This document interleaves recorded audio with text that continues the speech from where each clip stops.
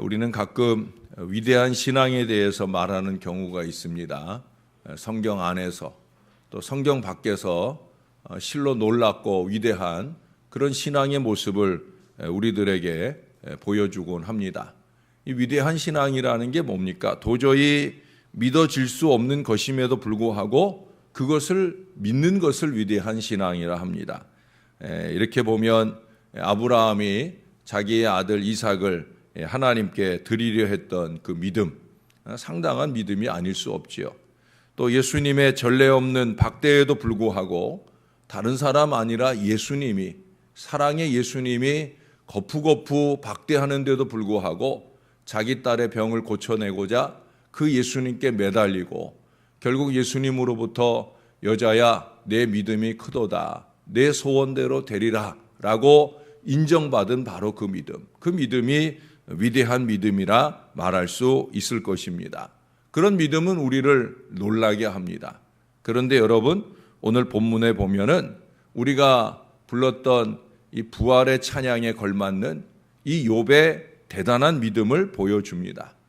까닭없는 고통을 엄청나게 당하고 있는 욥이 그 극도의 고난을 겪으면서도 놀라운 영적 통찰에 이르게 된 모습을 오늘 보여주고 있다는 거예요.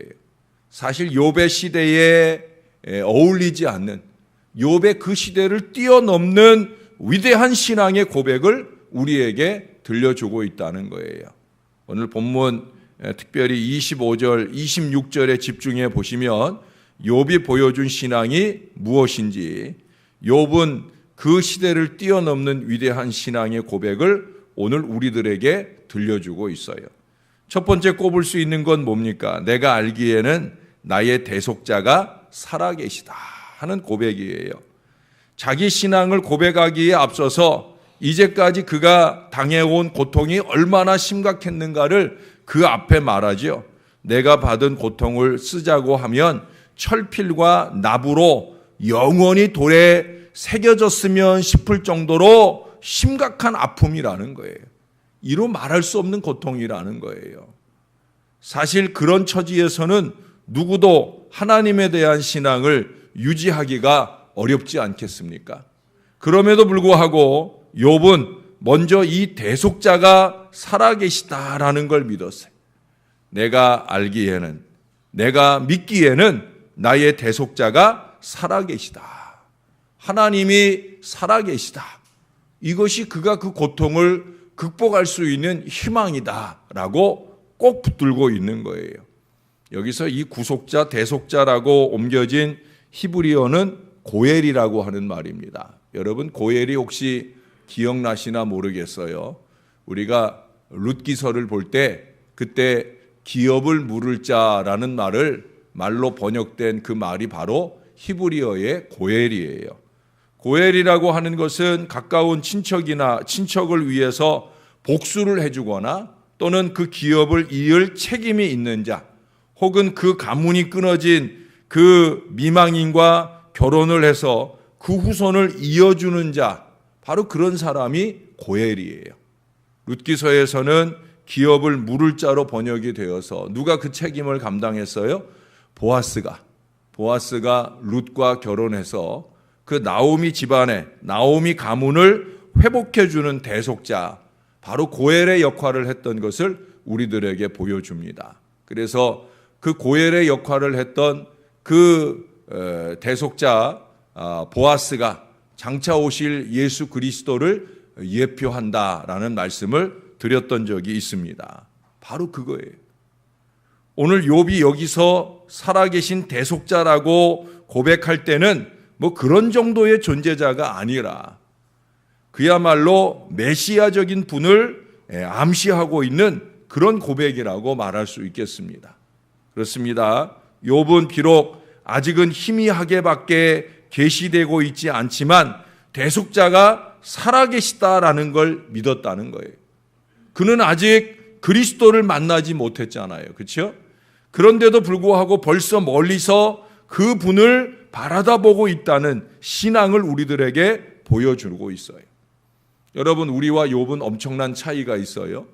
욥은 대속자, 진정한 대속자, 그리스도를 만나보지 못했는데도 마치 그리스도를 향한 고백을 드리듯 오늘의 고백을 드리고 있어요. 우리는 욥의 시대와 달리 그리스도 이후의 시대를 살고 있잖아요.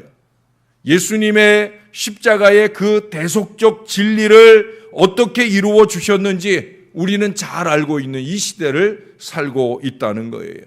그렇다고 하면 욥 참 위대하다, 그 신앙 참 대단하다라고 생각할 것만 아니라 우리도 우리가 만나는 어떤 공경과 어려움 가운데에서 우리는 더욱더 대속자 예수 그리스도의 살아계신 것을 굳게 믿으며 바라보는 저와 여러분들이 되어야 할 줄로 믿습니다. 제가 늘 가르쳐 드렸잖아요. 어떤 어려움이 오더라도 3일이면 돼. 예수님께서 십자가 죽음 뒤에 3일 만에 부활하신 것처럼 내가 만난 이 어려움 3일이면 돼. 우리 주님께서, 살아계신 주님께서 다시 일으켜 주실 거야 하는 이 믿음이 저와 여러분들에게 있어야 될 줄로 믿습니다. 아무리 사단이 우리를 넘어뜨리려고 정죄하고 애를 써도 대속주 되시는 예수님께서 우리를 건져서 지키시고 인도해 주시는 한 우리는 어떤 공경도 극복할 수 있다. 저와 여러분이 이 위대한 믿음으로 무장하는 이 복된 부활의 아침이 되시기를 주님의 이름으로 축원합니다. 두 번째는 그 다음에 보니까 마침내 그가 땅 위에 서실 것이다. 욥은 당시 엄청난 고통 때문에 앞뒤가 꽉 막혀 어떤 믿음도 가지기 어려웠을 것이다 라고 생각되는데도 불구하고 오늘 두 번째 놀라운 신앙의 고백을 하고 있어요. 마침내 그가 땅 위에 서실 것이다. 바로 이거예요. 다시 말해서 그는 살아계신 대속자가 뒷날에 분명히 이 세상에 나타나리라 하는 믿음을 가졌다는 거예요. 어쩌면 그는 초림 예수를 대망하고 있는 거예요. 우리는 재림 예수를 대망하며 이 땅의 생애를 사는데 그는 이미 수천 년 전에 초림 예수를 열망하는 마음으로 살고 있다는 거예요. 아시는 대로 욥은 상고 시대를 살았던 사람이기 때문에 그가 벌써 메시아가 어떤 분이냐 하는 것을 구체적으로 알았다라고 말하기는 어렵습니다. 하지만 그는 자기 고통을 통하여 언젠가는 이 고통을 이기게 해주실 그 대속자의 출현이 이루어질 것이다 하는 이 막연한 믿음이지만 그 믿음을 확고부동하게 고백하고 있다라고 하는 거예요. 만약 그렇지 않다고 하면 그가 자기의 그 이해하기 어려운 고통의 문제는 영영 미궁으로 빠져버리고 말 것이기 때문에 내가 왜 고통받는지, 이 고통 가운데 결말은 무엇인지 그는 그것을 어떻게 알기를 원했느냐? 다시 오실 예수, 우리로 하면은 그렇고요. 그에게 있어서는 마침내 땅 위에 서시게 될 그 메시아, 그분을 통해서 알아지게 되기를 원했다라고 하는 거예요. 여러분, 우리는 욥의 시대를 훨씬 지나서 이 영으로 그리스도께서 세상에 현존하는 그런 시대를 이미 살고 있어요. 우리는 늘 임마누엘 신앙의 고백만 아니라 때때로 시시로 정말 우리 안에 살아계시는 그리스도를 우리가 늘 경험하며 살고 있잖아요. 다시 오실 심판주 그리스도를 대망하며 살고 있잖아요. 그것은 우리가 신부가 신랑 맞을 준비를 하듯이 그렇게 항상 영적인 매무새를 단정히 하고 깨어 있어야 하는 것을 말하는 거예요. 여러분 아침에 오실 때 새벽 아침에야 그저 부수수해서 이 자리에 오실 때도 있잖아요.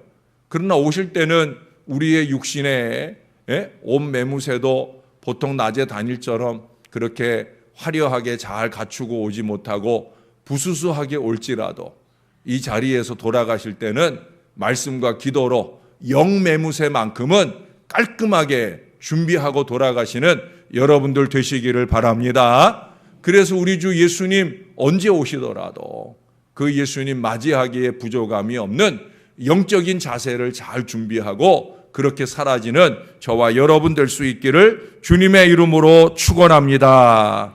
마지막 우리에게 보여주는 부활신앙의 고백은 26절에 나옵니다. 내 가죽이 벗김을 당한 뒤에도, 이게 뭐예요? 죽어지고 난 뒤에도 라는 얘기예요. 내가 육체 밖에서 하나님을 보리라. 할렐루야. 욥은 이윽고 최고조에 달하는 신앙의 고백을 오늘 우리들에게 보여주고 있다는 거예요. 내가 죽고 나면 그걸로 끝이 아니다. 내가 이 육체 밖에서 하나님을 만나게 될 거다. 그러니까 그는 설령 이 세상에서 육체를 지니고 있는 동안에는 하나님 뵙지 못하고 그리고 고통 가운데 내가 죽게 될지라도 죽음 저편에서는 기어코 그분 하나님을 만나 배울 수 있을 것이다 라고 믿었다는 거예요. 고대 사람들에게 있어서는 사실은 부활신앙 찾아보기 쉽지 않죠. 아브라함이 아들 이삭을 드릴 때에 그 신앙이 부활신앙이라 보지만 사실은 그 시대 사람들은 죽으면 끝이라고 생각하던 그런 시대예요. 죽으면 그 소멸 상태로 그렇게 가고 만다는 거예요. 여기서 말하는 대로 내 가죽이 벗김을 당한다. 이게 다, 이 가죽이 다 썩어지고 없어지고 뼈만 남는다. 뼈만 남는 것이 그것이 우리 생의 마지막이다 라고 생각하던 그런 시대라는 거예요. 그런데도 불구하고 그는 하나님을 다시 배울 것이다. 이 육체를 벗어나 내가 하나님을 다시 만날 것이다 하는 이 믿음은 얼마나 큰 믿음인지 몰라요. 물론 여기서 말하는 이 믿음은 죽어도 살겠고 하신 우리 예수님의 말씀을 믿는 그 믿음까지는 아닐 거예요. 그리스도 안에서 우리 모두가 다시금 부활할 거다. 고린도전서 15장에서 끊임없이 반복해서 우리들에게 강조해 가르쳐 주시는 그 부활신앙까지 말하는 것은 아닐 겁니다. 그러나 여러분, 그래옴에도 불구하고 욥은 그때 멀리서 그런 일들을 막연히 바라보고 있다는 거예요. 그는 부활 예수를 만날 소망은 아닐지라도 내가 이 땅 생에 끝나면 다시 하나님을 만나볼 때, 그래서 그 다음에도 내가 그를 보리니 라는 표현을 해요. 뿐만 아니라 자기에게 사단같이 자기를 대하는 이 친구들에게 경고합니다. 너희들 심판자 앞에 설 때가 올 거야. 거기 마지막 너희는 칼을 두려워해라. 분노는 칼의 형벌을 부르나니 너희가 재판장이 있는 줄을 알게 되리라. 부활신앙이 있는 사람은 함부로 살지 않아요. 함부로 말하지 않아요. 함부로 그 분노를 품고 살지 않는단 말이에요. 왜? 우리 부활하면 예수님 만날 것이다. 심판장을 만날 것이다 하는 이 의식을 가진 사람은 그렇게 함부로 말하고 행동할 수 없는 거죠. 마지막 때 만날 그 주님을 생각하면 우리가 어찌 그렇게 살겠어요. 그래서 이 얘기를 하는 거예요. 칼을 두려워해라. 하나님을 두려워해라. 심판자 되시는 하나님 앞에 설 그날을 두려워해라 말하고 있는 거예요. 여러분, 사람이 일단 죽기를 결심하면 불가능한 일이 없지 않겠습니까? 하물며 목숨을 다하여 하나님을 사랑하기에 이른다고 하면 그 어떤 시련이 하나님과의 대면을 막을 수 있겠습니까? 칼이 막을 수 있겠습니까? 그 어떤 것이 우리를 막을 수 있겠습니까? 우리는 마지막 때 다시 만날 심판자 되시는 주님을 생각하면서 오늘 우리가 어떤 어려움과 고통 가운데 있어도 그리스도와 함께 있게 된다는 이 믿음을 가지고 그 모든 어려움을 바르게 진실하게 이겨내는 저와 여러분들이 되어야 할 줄로 믿습니다. 그러면 죽음이 두렵지 않은 헌신도 가능할 거예요. 죽도록 충성하라 하는 말씀이 저와 여러분을 통해 이루어지는 역사가 나타나게 되어질 줄로 믿습니다. 우리는 흔히 살기 어려우면 이렇게 살기 힘들고 어려운데 뭘 신앙을 갖느냐라고 말할 수 있을 거예요. 지금 우리 아이들이 가서 만나는 필리핀 사람들이 그렇습니다. 참 빈부의 격차가 엄청 심해요. 마닐라 시내에서 내려서 그 아이들이 가서 사는, 아니 아이들이 지내는 데는 그래도 좀 난데 아이들이 지내는 숙소가 있는 데를 벗어나서 이제 하나님의 은혜교회가 가는 곳까지 가려면 중간에 쓰레기 하치장이었던 곳을 지나가야 돼요. 옛날에는 그 교회에서 이렇게 바라다 보이는 언덕이 다 쓰레기 천지예요. 여러분 아마 TV에서 그런 거 보신 적 있을 거예요. 필리핀 마닐라 시내 인근에 그 쓰레기 더미에서 그 어린 아이들이 쓰레기를 뒤지면서, 쓰레기 뒤지면서 오젓반 아이는 오후에, 오후반 아이는 오전에 하는 일이 뭐냐? 가족의 생계를 위해서 쓰레기 더미를 뒤져서 그 안에서 재활용할 수 있는 것들을 끄집어내 가지고 그 센터에서 교회까지 가는 길 인근에 보면은 그 재활용 고물상들이 쫙 있어요. 그 고물상에 그것들 갖다 주고 거기서 돈 받아서 자기 집의 생계를 책임지는 그런 아이들이 바로 우리 청년들이 가서 만나는 아이들이에요. 지금은 두테르테 대통령이 사회를 좀 개선한다고 새마을 사업 하느라고 거기 쓰레기장을 다 메꿨어요. 우리 저 난지도, 망원동 난지도를 다 메꿔서 지금 거기 하늘공원이라고 해서 잘 꾸며놨잖아요. 그런 것처럼 쓰레기장이었던 곳을 다 흙으로 메꿔서 지금 거기에 나무 심고 잔디 심고 이런 일들을 하고 있어요. 그러나 그 아이들의 입장에서는 살 길이 더 없어진 거죠. 그나마 쓰레기 주워서 먹고 살던 일조차 이제 사라져 버렸기 때문에 이 아이들에게 있어서 삶의 희망이나 회복이라는 것이 쉽지 않은 때예요. 우리 청년들이 이제 그런 아이들을 만납니다. 살기가 어렵기에 어려운 삶 속에서 뭔 신앙이냐라고 생각할 수 있는 그 아이들을 만나고 그 어른들을 만나서 그들에게 복음을 말하는, 빛을 발하는 그런 신앙의 역사를 전해주게 됩니다. 모쪼록 우리 청년들을 통해 그들에게 복음의 빛이 새롭게 일어나는 이 은혜의 기회가 되기를 바랍니다. 마치 깜깜한 밤하늘에 별이 더 빛나는 것 같은 그런 이치의 역사가 힘있게 나타나게 되기를 바랍니다. 대표적인 예가 바로 오늘 욥이에요. 초죽음이 될 것 같은 그 고통과 어려움 중에서도 그는 다시 만날 하나님을 기대하면서 그 어려움을 이기는 신앙의 고백을 저와 여러분에게 보여주고 있습니다. 여러분, 우리도 우리가 만나는 고난 앞에서 더욱더 정신을 차리고 믿음을 차려서 그 모든 일을 연단의 기회로 알고 신앙을 굳게 하는 믿음의 백성들이 되어야 합니다. 왜? 우리는 부활 예수를 만났잖아요. 3일만 있으면 돼. 3일 후에 마침내 우리를 다시 살게 하시리라. 이 믿음을 가지고 부활의 영광도 이 땅의 축복도 받으며 누리는 주의 자녀들이 되시기를 우리 구주 예수님의 이름으로 간절히 축원합니다. 기도하겠습니다. 참 좋으신 아버지 하나님, 욥의 위대한 신앙의 고백들을 읽었습니다. 그는 아직 예수도 모르고 메시아도 모르고 예수님의 부활조차도 알지 못하는 때 그는 막연하게 하늘 하나님을 향한 부활의 신앙을 고백하고 있습니다.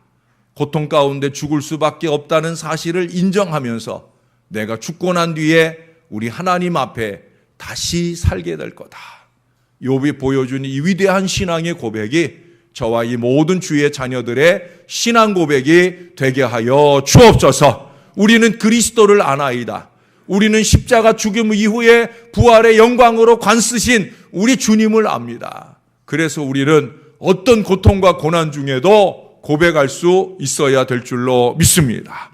3일이면 충분해. 우리 주님이 임마누엘로 우리와 함께 하시면 우리가 만나는 고통이나 어려움도 3일이면 충분해. 하나님, 이 고백이 우리 안에 살아있게 도와 주옵소서. 우리 청년들이 어제 하루 많이 애쓰고 수고했습니다. 오늘도 그 땅에 복음의 빛을 환하게 비춰주려고 수고하고 애쓸 것입니다. 많이 땀나고 힘든데도 불구하고 환하게 웃는 그들의 얼굴을 봅니다. 아버지 하나님, 더욱더 힘내서 오늘 하루도 잘 지나게 도와 주옵소서. 그들이 끌어안은 아이들의 영혼에 예수 심어주기를 위하여 정성된 사랑의 복음을 나타내게 인도하여 주시옵소서. 그들이 준비해간 모든 복음의 노력들을 남김없이 쏟아붓는 오늘 복된 하루가 되도록 은혜를 베풀어 주시옵소서. 한 사람도 마음이나 육신이 상하지 않도록 눈동자같이 그들을 지켜 인도해 주시기를 소원합니다. 감사합니다. 예수님 이름으로 기도합니다. 아멘.